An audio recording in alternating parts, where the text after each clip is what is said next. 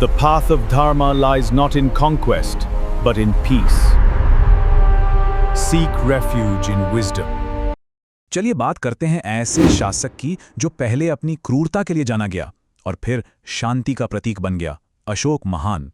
तो सवाल यह है कि चंड यानी क्रूर अशोक आखिर शांति का एक वैश्विक दूत बना कैसे? अशोक की कहानी के दो बिल्कुल अलग हिस्से हैं। पहला, एक बेरहम विजेता का। ये कहानी शुरू होती है मौर्य साम्राज्य से। 270 ईसा पूर्व में अशोक ने गद्दी संभाली और गद्दी पर बैठते ही उनका बस एक ही लक्ष्य था, चक्रवर्ती सम्राट बनना, यानी साम्राज्य फैलाना।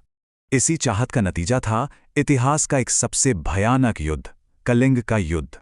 ये लड़ाई 261 से 260 ईसा पूर्व के बीच समृद्ध कलिंग राज्य के खिलाफ लड़ी गई थी।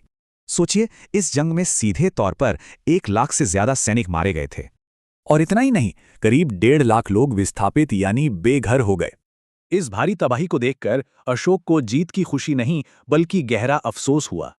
और बस यहीं से सब कुछ बदल गया। अशोक ने हिंसा छोड़ दी और बौद्ध धर्म अपना लिया। उन्होंने एक नई नीति शुरू की, धम्म। ये सिर्फ धर्म नहीं बल्कि एक नैतिक जीवन का रास्ता था। धम्म के सिद्धांत सबके लिए थे, जैसे अहिंसा, सच्चाई और सभी का आदर करना।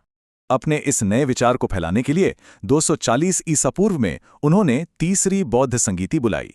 इसी संगीति में बौद्ध धर्म को संगठित किया गया और विदेशों में मिशन भेजने का फैसला हुआ। अब अशोक देवनाम प्रिय प्रियदसी कहलाए, मतलब देवताओं का प्रिय जो सबसे प्रेम करे।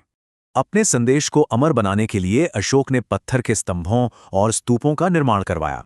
कहा तो यह भी जाता है कि उन्होंने लगभग 84,000 स्तूप बनवाए थे। सोचिए, 84,000। और उनकी ये विरासत आज भी जिंदा है। सारनाथ का सिंह स्तंभ भारत का राष्ट्रीय प्रतीक है। अशोक की मृत्यु लगभग 232 ईसा पूर्व में हुई और उसके बाद मौर्य साम्राज्य का पतन हो गया।